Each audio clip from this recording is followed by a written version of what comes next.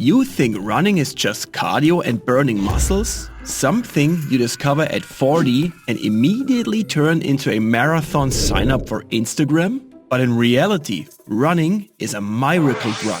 It rewires your brain, rebuilds your body, and lets you live longer. When it's done the right way, it's a progression coming in 3 stages, and most people never make it to the last one. So in this video, I'll walk you through each stage and show you how to unlock all of them.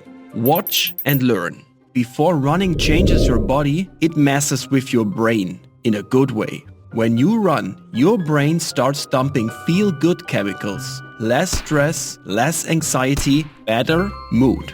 Suddenly life feels manageable. There's a reason people say, go take a walk when someone's stressed or angry.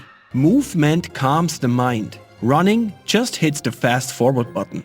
When you run, your thoughts slow down. Not because you solved all your problems, but because your brain finally shuts up for 5 minutes. It's basically meditation. Running also sharpens focus, which matters because everyone's attention span is cooked nowadays. Yes, I saw you doom scrolling yesterday. Running trains your brain to lock in. Better focus, better memory. You might not solve all your problems, but at least you're able to ignore them for an hour.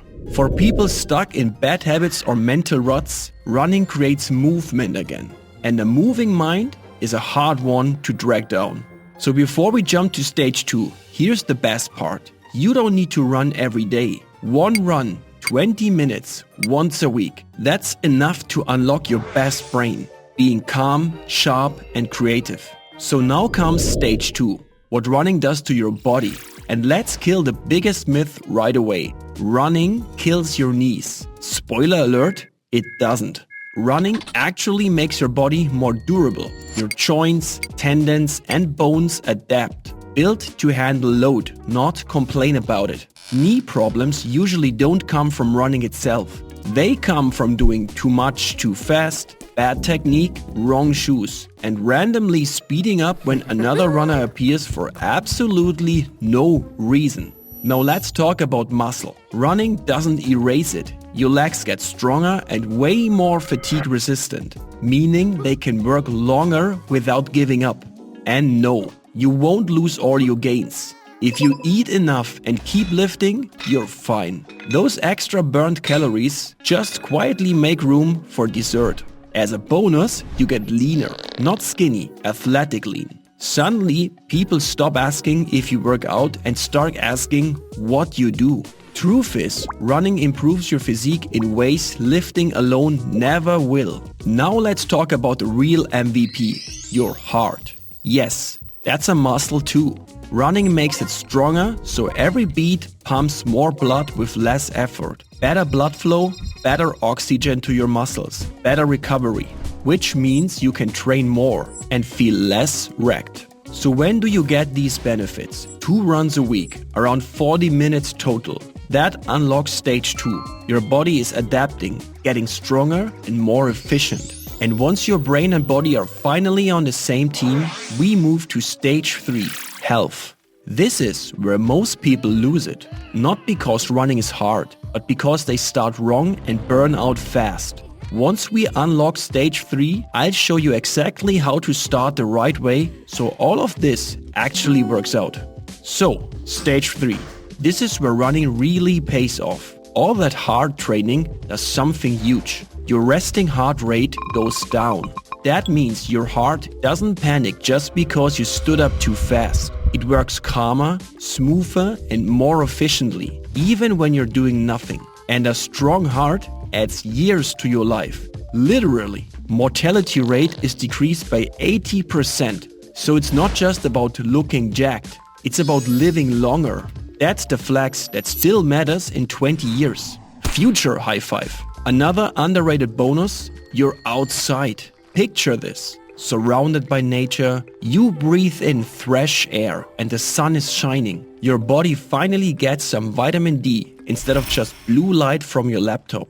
It's free and not served in pills. Nature's version of a supplement. Also, your immune system benefits from that. You don't get sick as often. And when you do, you bounce back faster. Not full Wolverine style, but definitely quicker. And then there's the sneaky part. Running changes your lifestyle without asking permission. You start caring more about sleep because you want to show up on your A game for that run tomorrow.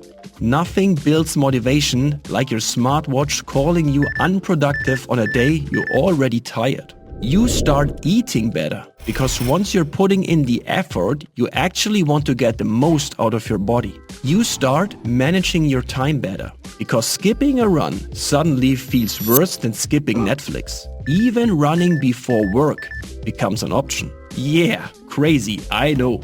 Healthy habits start stacking up without it feeling forced or planned. So at this stage, running isn't just exercise anymore. It's a system for your heart. Sunday stops being Sunday. Sunday becomes long run day. This stage unlocks with consistency. 2 to 3 runs, reaching 2+ hours in total a week. Now that we covered all the good reasons, let me show you how to start running the right way, so you actually get all of those benefits and not just sore legs. Alright, you're convinced. Now you're asking yourself, how do I actually start without quitting in week 1? The biggest mistake beginners make is to pull a Forrest Gump. More distance, more intensity, that's how you quit. Start slow and don't compare yourself to people who've been running for years. Same book, they're just a few chapters ahead. So forget pace, forget mileage. None of that matters right now. 15 minutes is enough. Not because it's easy, but because it builds trust. You do what you said you do. And over time, you actually start trusting yourself again. And yes, the start will suck. Your heart goes crazy, your legs complain, your lungs hold a surprise press conference. That's normal. Stick with it. Consistency beats everything. And the last tip, I wish I would have done far sooner. Run with other people whenever you can. Join your local running club. Every city has one now. Suffering together hits different. It pushes you when you'd normally stop. And if you live in the middle of nowhere, congrats, you unlocked solo leveling. As you progress, the key is building slowly. A simple rule that works is the 10% rule. Don't increase your running by more than about 10% per week. That means distance and total time. And yes, you should keep track of your runs. Nothing fancy. Doesn't need an app, a subscription, or a smartwatch yelling at you. Pen and paper works just fine. The goal isn't data, it's awareness. Do this, build in rest days, and you won't nuke yourself in week 1. And once you're consistent, yeah, you're allowed to reward yourself with those awesome running glasses. Looking faster is basically part of the process. So that's all I have. Let me sum that up for you again. Stage 1. 1 20-minute run a week. That already upgrades your brain. Better focus, better mood, less chaos. Stage 2. 2 runs a week, around 40 minutes total. Now your body adapts. Stronger muscles, stronger heart, more durability. And stage 3, 2 to 3 runs reaching 2+ hours in total in a week. That's where longevity kicks in. Not looking fitter, staying alive longer. Trust me, a decent sleep plus a morning run will solve more of your life problems than any life coach ever will. So don't overthink it. Start small, stay consistent, and keep running. Hybrid Dude, out.